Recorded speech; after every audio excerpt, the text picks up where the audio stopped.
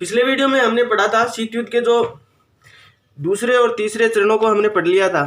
अब हम पढ़ेंगे शीत युद्ध का जो चतुर्थ चरण यानी चौथा जो चरण है उनके बारे में पढ़ेंगे। देखो, शीत युद्ध का जो चौथा चरण है वो 1959 से लेकर के 1962 तक के का काल माना जाता है। देखो, इस चरण में सबसे ज्यादा क्या होगा कि इसमें शांतिवादी बातें होंगी, ध्यान रखना, और कुछ उग्र बातें भी होंगी। तो देखिए चलते हैं कैसे। पहली घटना होती है खुसरेव की अमेरिका यात्रा और शांति की नई आशा। नंबर 1 जो निकिता खुसरेव था सोवियत संघ का। कौन? खुसरेव। भाई खुसरेव ने अमेरिका की यात्रा की। क्या की? अमेरिका की यात्रा की। ठीक है।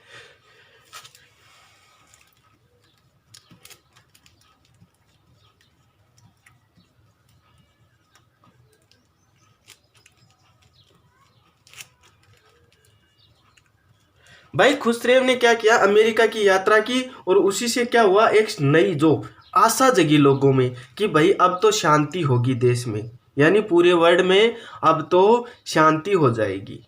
देखो इसमें क्या घटना हुई। देखो 15 सितंबर से लेकर 28 सितंबर 1959। कब? 15 सितंबर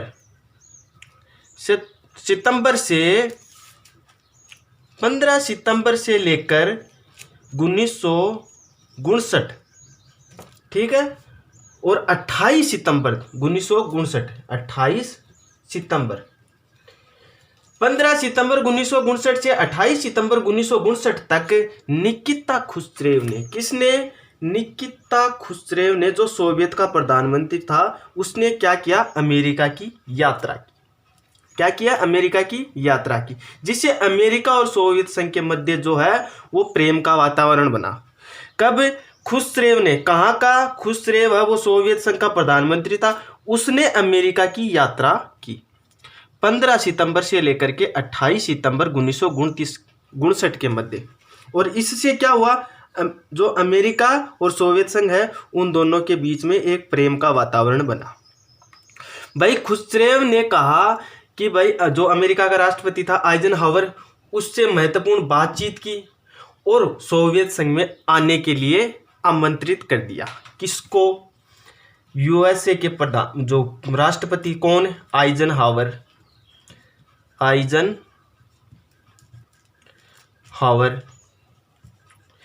इसको कहा भाई तू भी हमारे सोवियत संघ में आ। ठीक है। इस सौहार्द को केप डेविड भावना, कौन सी, क्या नाम दिया गया? कैंप डेविड भावना नाम दिया। पूछ ले कि अमेरिका के राष्ट्रपति आइजनहावर और सोवियत संघ के प्रधानमंत्री निकिता खुसरेव के बीच जो सौहार्दपूर्ण प्रेमपूर्वक की जो वातावरण पैदा हुआ था उसे क्या नाम दिया गया? तो उसे नाम दिया गया कैंप डेविड भावना। कैंप डेविड भावना, और इसको इंग्लिश में बोलते हैं स्पिरिट ऑफ कैंप डेविड। कौन? क्या बोलते हैं? Spirit of camp David. अब भाई एक खतरनाक, इस शांति वार्ता के बीच में एक खतरनाक घटना होगी। नंबर 2 बहुत ही जबरदस्त घटना होगी जिससे पूरा का पूरा पासाई बदल जाएगा। वो क्या था? U2 विमान कांड। भाई इस घटना ने पूरे के पूरे शीत युद्ध का जो है वो पासाई पलट दिया। U2 विमान कांड शीत युद्ध का नवीनीकरण है। शीत युद्ध का नवीनीकरण। भाई U2 विमान कांड ने पूरे के पूरे शीत युद्ध को नया रूप दे दिया, नया मोड़ दे दिया। देखो अमेरिका, सोवियत संघ और ब्रिटेन, फ्रांस, कौन कौन सा? एक तो यूएसए प्लस यूएसएसआर यानी सोवियत संघ, प्लस यूके, यूनाइटेड किंगडम यानी इंग्लैंड बोल सकते हैं या ब्रिटेन बोल सकते हैं, और चौथा है फ्रांस। कौन सा? फ्रांस। भाई ये 4 देश मिलकर सौहार्दपूर्ण वातावरण बनाने के लिए मई 1960 को पेरिस सम्मेलन बुलाने का एक समझौता किया। कब? मई 1960 को। कहां पर? पेरिस में। पेरिस में एक शांति वार्ता करने के लिए इकट्ठा होने की बात हुई भाई, कि भाई शांति से यानी समझौता करेंगे और वहाँ पर इकट्ठा होंगे और सब शांतिपूर्वक रहेंगे। इसके लिए हम सब एक जगह इकट्ठा होकर के बातचीत करेंगे, यानी शांति सम्मेलन बोल सकते हैं। पेरिस शांति सम्मेलन, शांति सम्मेलन।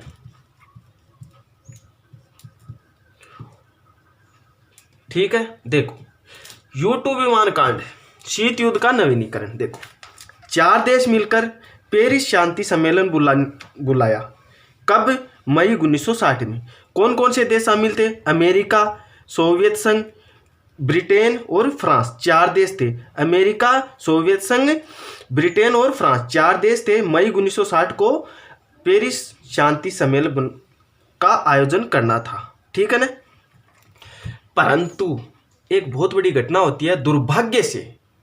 दुर्भाग्य से 1 मई 1960 को। कब? 1 मई 1960 को अमेरिका का एक जासूसी विमान था। किसका? अमेरिका का, जिसका नाम था U2 विमान। ये एक जासूसी विमान था। और ये क्या हुआ भाई, जो सोवियत संघ की जो सीमा है उनमें जासूसी करते हुए पकड़ा गया। ये 1 मई 1960 को अमेरिका का जो U2 विमान है वो ये एक जासूसी विमान था। क्या था? जासूसी विमान था। और ये सोवियत संघ की सीमा है वहां पर जासूसी करते हुए पकड़ा गया। अतः पेरिस का जो शिखर सम्मेलन है, शांति सम्मेलन है, वो क्या रहा? असफल हो गया। क्या रहा? ये असफल हो गया। असफल।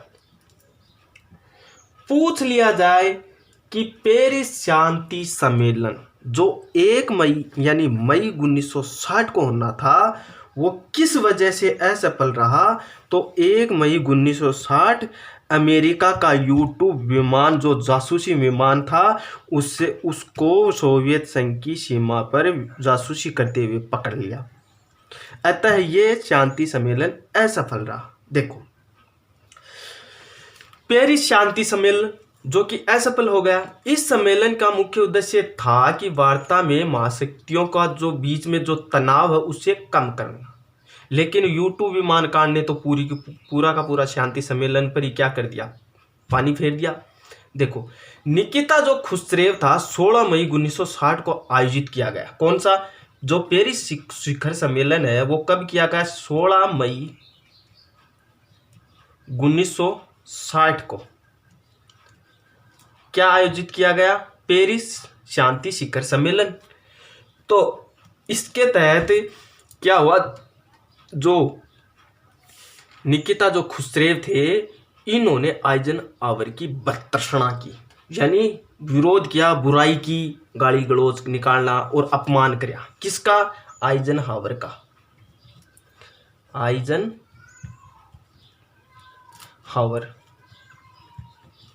कि भाई तेरो विमान कांड आफा तो शांति की वार्ता कर रहे हैं और तू बैठे मेरे सीमा के ऊपर जासूसी कर रहे हैं, तने शर्म को नहीं आवा? तो इस तरीके से क्या रहा? जो पेरिस शिखर सम्मेलन है वो पूरा का पूरा असफल रहा। तो मेन बात ये इसमें ये थी कि भाई U2 विमान कांड जो कि शीत युद्ध का नवीनीकरण था। ठीक है ना। जो अमेरिका, सोवियत संघ, ब्रिटेन, फ्रांस जो कि मई 1960 में जो पेरिस में एक शांति शिखर सम्मेलन कर रहे थे। 1 मई 1960 में जो अमेरिका का था जो U-2 विमान कांड, वो एक जासूसी विमान था। वो 1 मई 1960 को क्या हुआ, सोवियत संघ की सीमा पर जासूसी करते हुए पकड़ा गया। तो 16 मई 1960 को जो पेरिस शिखर सम्मेलन हुआ था, उसमें आइजनहावर की निकिता खुसरेव ने बहुत बड़ी भर्त्सना की, यानी उसका बुराई की और उसकी बहुत ज़्यादा बेइज्जती की। तो ये कारण रहा पेरिस शिखर सम्मेलन असफल रहने का। ठीक है। इसके बाद आइजनहावर के बाद राष्ट्रपति बनते हैं अमेरिका के केनेडी। कौन? केनेडी।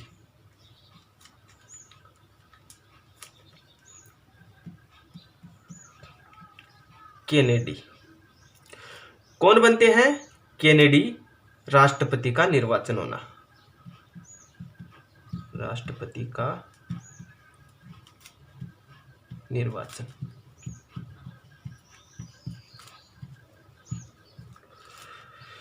देखो भाई, इसमें क्या क्या बातें हैं। इसमें बहुत इंपॉर्टेंट एक बात बहुत इंपॉर्टेंट आएगी, जो शीत युद्ध का चरम बिंदु मान सकते हैं उसको। देखो 8 नवंबर 1960 को, कब?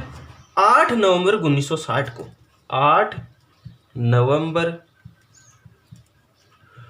1960 को जॉन एफ कैनेडी क्या हुए? राष्ट्रपति बने। कौन बने? जॉन एफ कैनेडी अमेरिका के नए राष्ट्रपति निर्वाचित हो गए। ठीक है। कैनेडी ने न्यायपूर्ण और स्थायी शांति स्थापना और साम्यवाद के प्रति सहयोग की नीति का नारा दिया। एक तो क्या नारा दिया? पूछ ले कि न्यायपूर्ण और स्थायी शांति। एक तो न्यायपूर्ण व स्थायी शांति, स्थायी शांति, और प्लस साम्यवाद के, जो साम्यवाद है उसके खिलाफ कोई विरोध न करके उसके साथ सहयोग की नीति अपनाई। साम्यवाद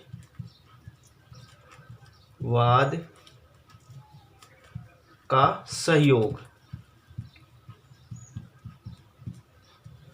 का नारा।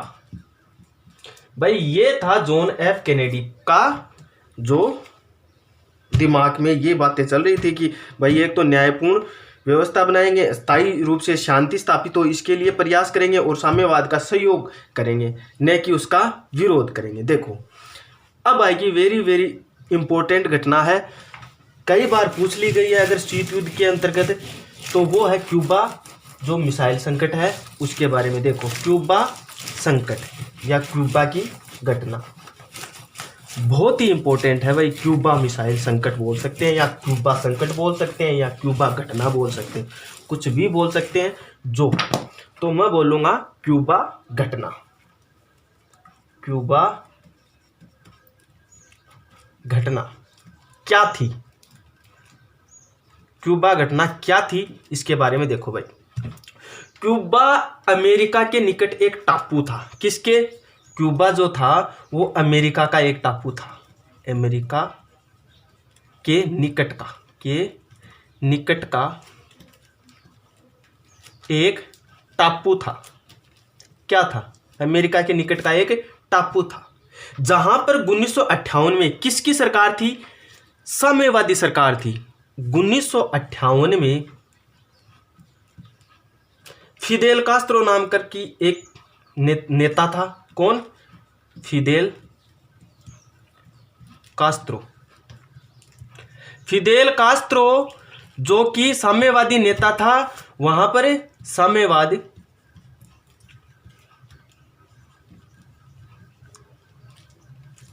की स्थापना कर दी। किसने? फिदेल कास्त्रो ने। कहां पर? क्यूबा। क्यूबा क्या था? अमेरिका के एक निकट का टापू था। अप्रैल 1961 में सोवियत संघ के नेताओं को यह चिंता सता रही थी। कब? अप्रैल 1961 में जो सोवियत संघ के जो नेता थे उनके दिमाग में आया कि भाई अमेरिका जो साम्यवादियों द्वारा क्यूबा पर आक्रमण कर देगा, क्या कर देगा? अमेरिका जो साम्यवादी सरकार है क्यूबा में उस पर आक्रमण कर देगा तो क्या होगा? और इस देश में राष्ट्रपति फिदेल कास्त्रो का तख्ता पलट हो जाएगा। भाई आक्रमण करेगा तो फिदेल कास्त्रो का क्या होगा? तख्ता पलट। तख्ता पलट का मतलब है कि उसकी सरकार खत्म हो जाएगी। तख्ता पलट। तो भाई क्या करेंगे? क्यूबा का जुड़ाव सोवियत संघ से था, पता ही है, क्योंकि साम्यवादी जहां पर सरकार थी इसका मतलब सोवियत संघ से उसका जुड़ाव था। बात स्पष्ट। सोवियत संघ उसे कूटनीतिक और वित्तीय सहायता देता था। किसको? क्यूबा को। कौन सी सहायता? एक तो कूटनीतिक और आर्थिक सहायता। कौन देता था? सोवियत संघ, क्योंकि उसकी ये डिप्लोमेसी थी, ठीक है, सहायता देता था। अब सोवियत संघ के नेता जो निकिता खुश्रेव थे, जो क्यूबा को रूस के एक सैनिक अड्डे के रूप में बदलने का फैसला ले लिया। किसने? वही जो सोवियत संघ का प्रधानमंत्री। कौन? निकिता खुश्रेव।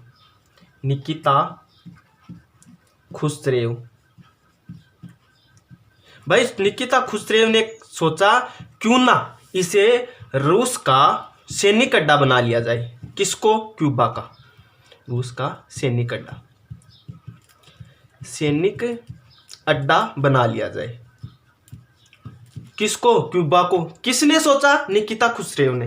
भाई निकिता खुश्रेव ने सोचा कि क्यों ना इसे एक सैनिक अड्डे के रूप में परिवर्तित कर दिया जाए। 1962 में क्यूबा में परमाणु मिसाइल तैनात कर दी। किसने?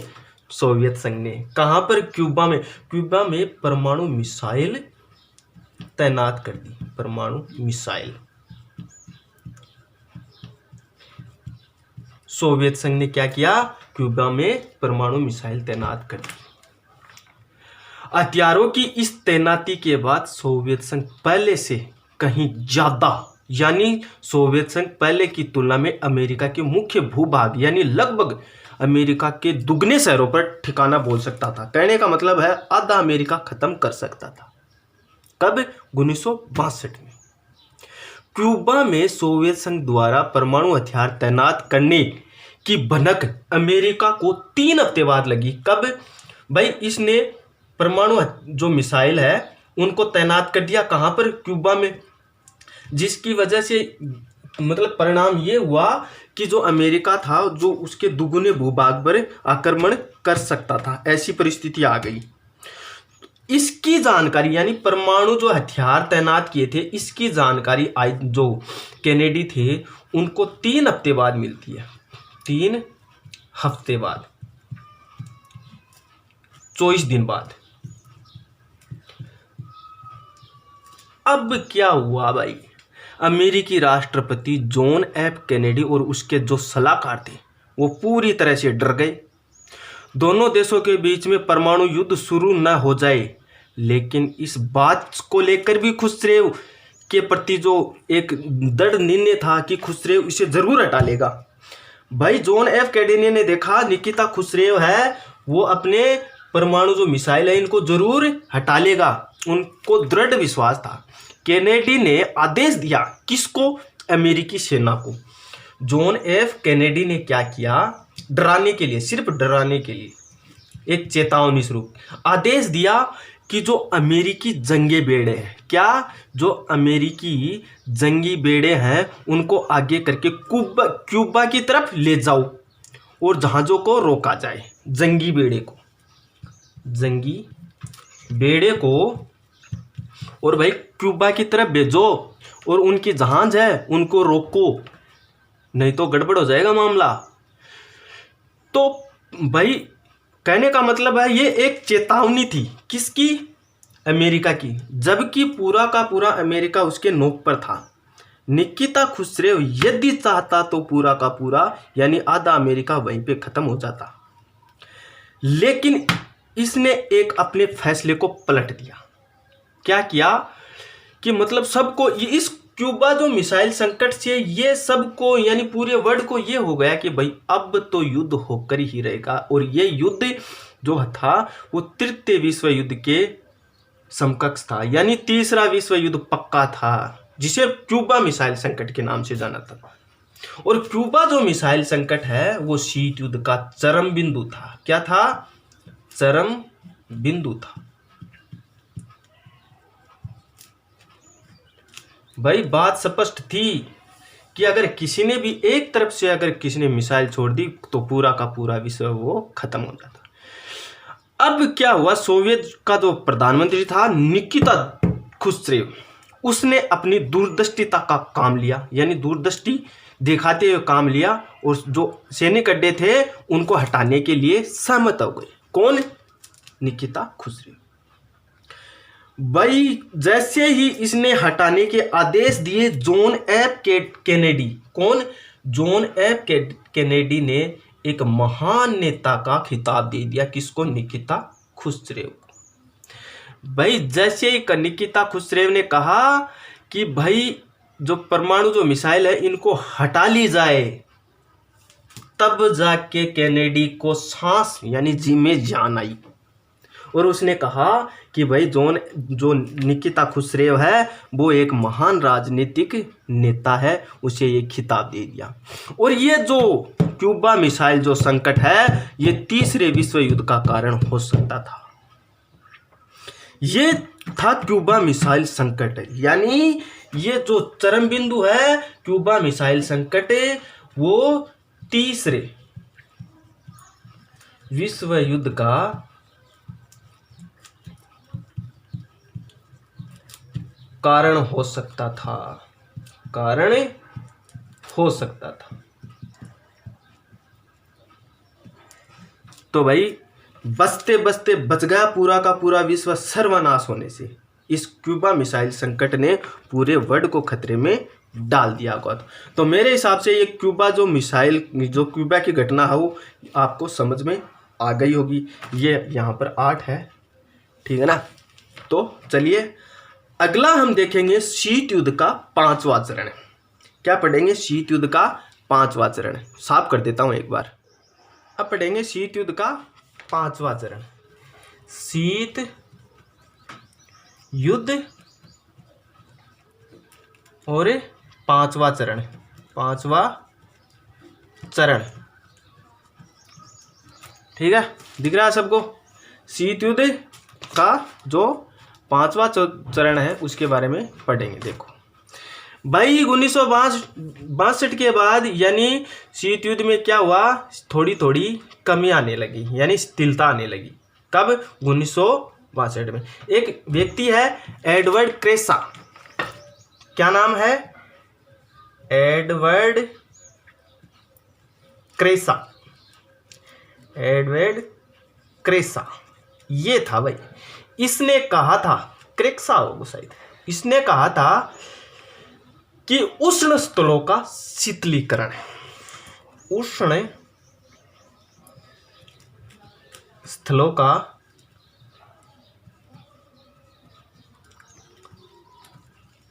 शीतलीकरण,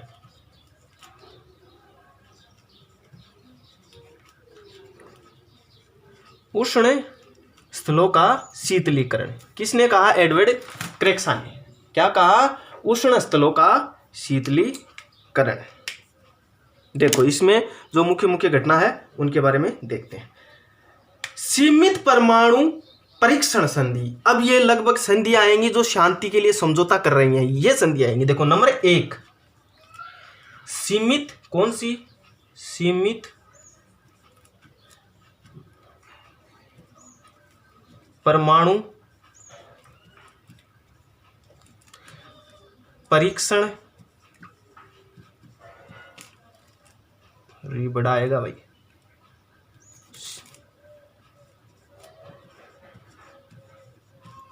परीक्षण संधि।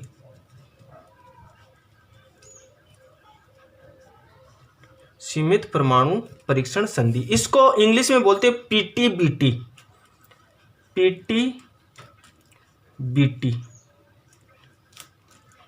पूछ लिया कई बार, क्या है कि इनकी फुल फॉर्म पूछ लिए जाते हैं कि पीटीबीटी का पूरा नाम क्या है। देखो 22 जुलाई 1963 को, कब? 22 जुलाई 1963 को किसके किसके बीच, 22 जुलाई 1963 को किसके किसके बीच, ब्रिटेन, अमेरिका और रूस। भाई तीन ही तो देश थे, एक फ्रांस भी था, लेकिन ये संधि है वो तीन ही देशों के बीच में होता है। एक तो ब्रिटेन, एक है अमेरिका और तीसरा है रूस। भाई ये रूस ही तो है जड़े, ब्रिटेन, अमेरिका और रूस। कब, 22 जुलाई 1963 में भाई मॉस्को में वायुमंडल, बाहरी अंतरिक्ष और समुद्र में अणु परीक्षण पर रोक लगाने वाली संधि थी। ये संधि थी कि एक तो वायुमंडल, ये हुआ कहाँ था, मॉस्को में, तो एक तो वायुमंडल में, कहाँ पर, वायुमंडल में, ठीक है, एक समुद्र में प्लस समुद्र में।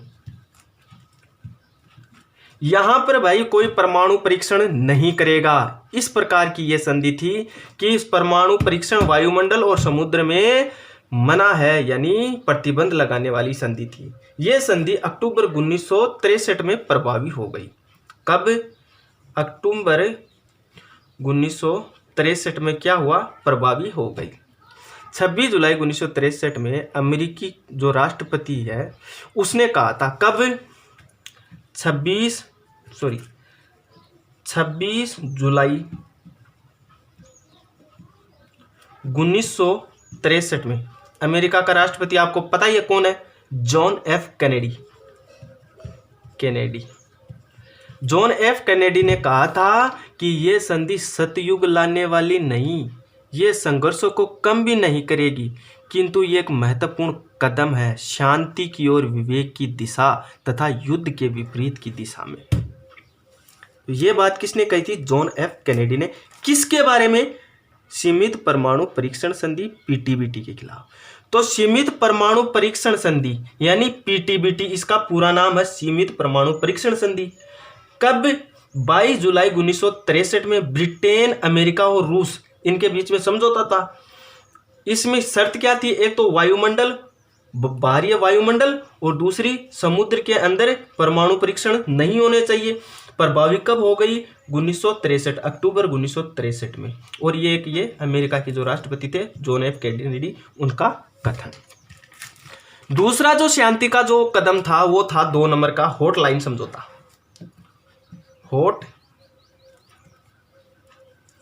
हॉटलाइन समझौता, ये भी 1963 में ही होता। समझौता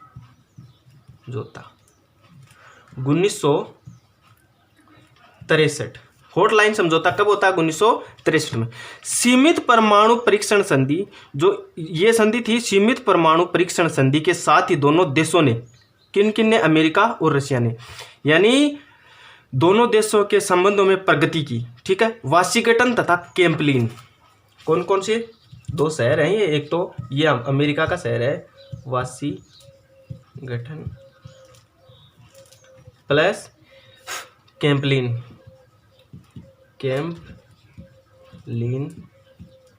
वाशिंगटन तथा कैम्पलिन के बीच क्या किया भाई, संचार व्यवस्था चालू कर दी। यानी इन दोनों के बीच में जो प्रत्यक्ष रूप से, कहाँ पर, दोनों के बीच में प्रत्यक्ष रूप से संचार व्यवस्था लागू कर दी, चालू कर दी। कौन सी, संचार, यानी टीवी जो टेलीविजन हब है, चालू कर दिया। ठीक है, यहां तक बात खत्म। इसका जो उद्देश्य था, दोनों देशों की राजधानियों के बीच में जो संधि थी, ये हॉटलाइन समझौता माना जाता है। तो हॉटलाइन समझौता यही था कि जो अमेरिका का जो शहर था वाशिंगटन और जो सोवियत संघ का जो शहर था कैम्पलिन, उनके बीच में प्रत्यक्ष रूप से संचार सेवा चालू कर दी।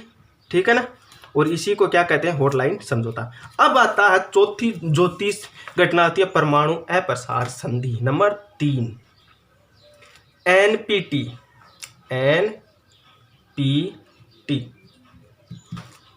इसका पूरा नाम है परमाणु अप्रसार संधि। परमाणु अप्रसार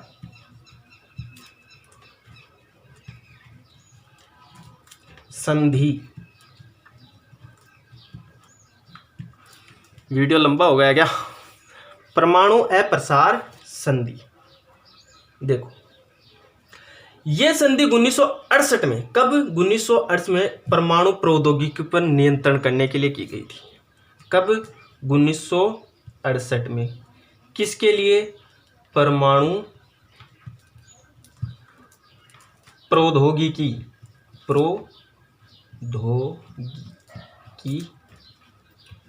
परमाणु प्रौद्योगिकी पर नियंत्रण करने के लिए, नियंत्रण करने के लिए इसका आयोजन किया गया था। यह संधि 1970 में प्रभावित हो गई थी, यानी 1968 में तो इसे बुलाई गई, संधि की गई, और 1970 में क्या हुआ, ये प्रभावी हो गई। ठीक है। इसका उद्देश्य परमाणु अस्त्र संपन्न राष्ट्र परमाणु अस्त्र विहीन राष्ट्रों यानी परमाणु अस्त्र प्राप्त करने के लिए सहायता नहीं करेंगे। ठीक है ना।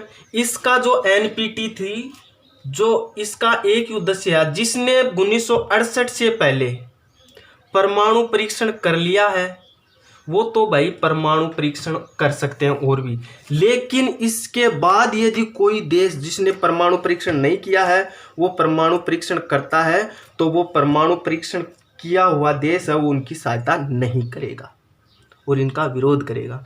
और इस संधि को क्या किया, 1995 के बाद अनियत काल बढ़ा दिया। 1995 में इसको अनिश्चित काल के लिए बढ़ा दिया गया। ठीक है। अब आता है नंबर जो चौथे नंबर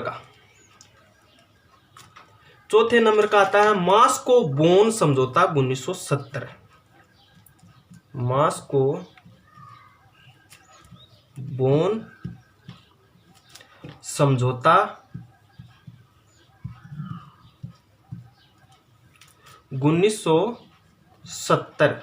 1970 को मॉस्को में समझौता था। देखो 12 अगस्त 1970 को कोशिगन, देखो 12 अगस्त 1970 एक सोवियत संघ का प्रधानमंत्री था जिसका नाम था कोशिगन।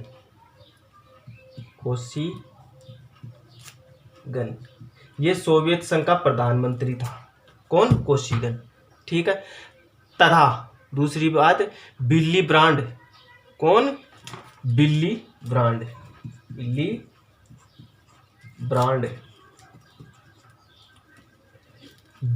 ब्रांड जो था के मध्य मॉस्को बोन समझौता हुआ। इन दोनों के बीच में, एक तो कोशिगन प्लस विल्ली ब्रांड के मध्य जो मॉस्को बोन समझौता किया गया है। दोनों देश जर्मनी के संबंध यानी यथार्थपूर्व को स्वीकार कर लिया।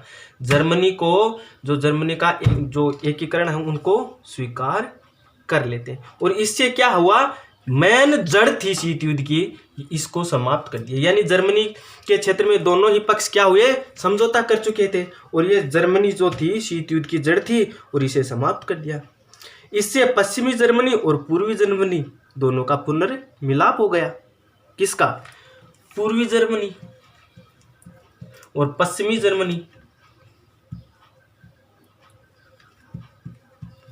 जर्मनी दोनों को एक कर दिया तो संघीय जर्मनी बन गई। ठीक है। तो इसी से क्या हुआ, शीत युद्ध की जो गंदगी है उसको सब साफ कर दिया गया। इसके बाद आता है 5 नंबर की घटना, बर्लिन का समझौता 1971। बर्लिन की जो नाकाबंदी की गई थी ना 1948 में। 5 नंबर की घटना आती है बर्लिन समझौता।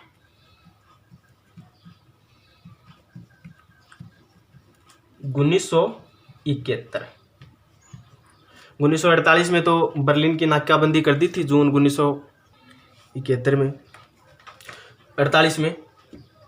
तो भाई जैसे ही जर्मनी का एकीकरण हुआ तो जर्मनी का एक चांसलर था। कौन, वहाँ का जो चांसलर था उसने कहा कि भाई जो बर्लिन है इसकी समस्या का भी हल करो। ठीक है। इसने पहल की तो 3 सितंबर 1971 को, कब, 3 सितंबर 1971 को, ये थोड़ी दूर लिख देता हूँ, 3 सितंबर 1971 1971 को। किसने? अमेरिका, फ्रांस, ब्रिटेन, सोवियत संघ। America, France, Britain UK United kingdom plus Soviet संघ यूएसएसआर, इन चारों ने मिलकर क्या किया? जो सोवियत संघ है इनके प्रतिनिधियों के द्वारा पश्चिमी बर्लिन है उनके बारे में समझौता कर लिया। समझौते में पश्चिमी पश्चिमी बर्लिन के लोग पूर्वी बर्लिन आराम से आ जा सकते थे। पश्चिमी बर्लिन के लोग पूर्वी बर्लिन आराम से आ जा सकते थे। पश्चिमी बर्लिन के लोग पूर्वी बर्लिन आ जा सकते थे, और जा सकते थे। ये समझौता हुआ। ठीक है। इसके बाद जो छठा समझौता होता है वो होता पूर्वी जर्मनी और पश्चिमी जर्मनी समझौता। देखते हैं, ये मिटा देता हूं। अब बात करते हैं पूर्वी जर्मनी और पश्चिमी जर्मनी समझौता 1972। एक तो पूर्वी जर्मनी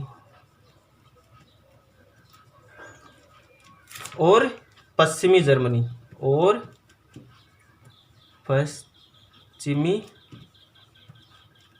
जर्मनी के बीच 1972 में समझौता।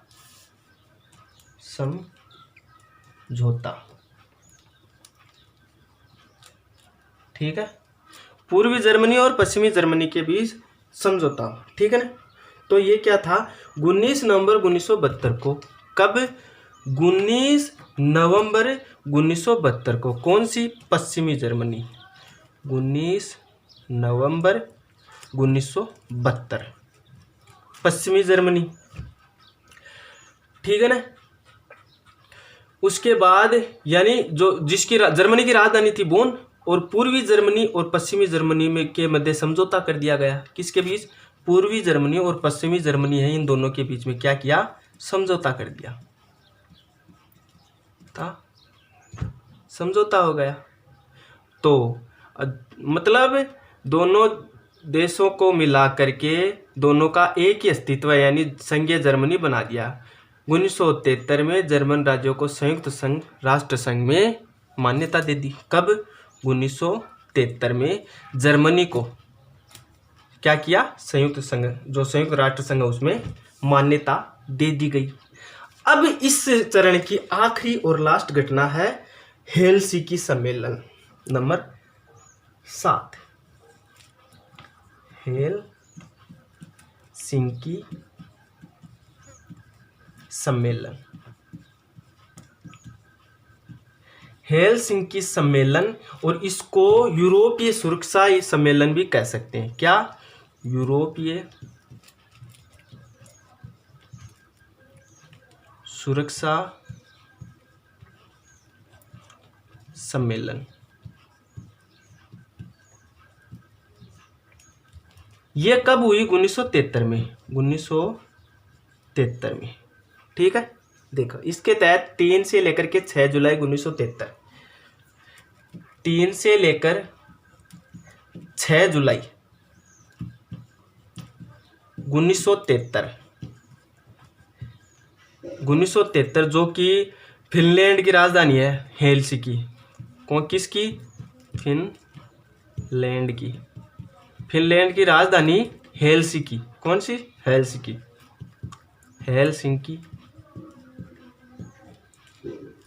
फिनलैंड की राजधानी हेलसिंकी में यूरोपीय सुरक्षा सम्मेलन आयोजित किया गया। कौन सा सम्मेलन? यूरोपीय सुरक्षा सम्मेलन आयोजित किया गया। कहाँ पर? फिनलैंड की राजधानी हेलसिंकी में। कब? 3 से 6 जुलाई 1973 में। ठीक है ना। तो यूरोपीय राज्यों में इन सुरक्षा सम्मेलन के उद्देश्य से अंतर्राष्ट्रीय तनाव को समाप्त करने के लिए, शीत युद्ध का अंत करने के लिए एक सुरक्षा की नई भावना पैदा करना था इसका उद्देश्य। इसका उद्देश्य यही था कि यूरोप में जो तनाव पैदा है उसको खत्म करना और शीत युद्ध का अंत करना, ये इसका मुख्य उद्देश्य था। किसका? हेलसिंकी सम्मेलन, जिसको यूरोपीय सुरक्षा सम्मेलन 1973 बोलते हैं, जो कि 3 से लेकर के 6 जुलाई 1973 फिनलैंड की राजधानी हेलसिंकी में हुआ था।